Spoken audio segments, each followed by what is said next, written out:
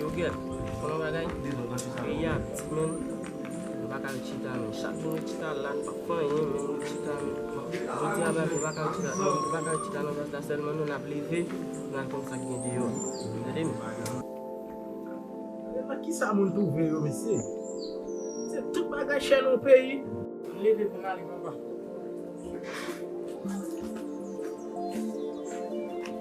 Si bagay di yo amen.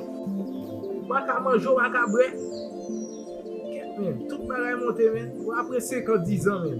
Comment moun met fouye men tout met tête yo? Charge monsieur, charge. Men, Pourquoi les tu mets me poser m'a poche la parce que m'pa camper. Ça passe men. Pourquoi nous men men? Nous poser, nous la vie chère men. Ya chè vwèm yo. Al bo sakrive men, denyeman men. Ba la pal gam. Man ka an gan bati mal pason leson men. Manke pa pase leson an Pas men. passé. Gwen balen 25 goud. What? Oblige misye se invertel men, li pase leson men non pou li bati. Ok. Non, ba yo chè.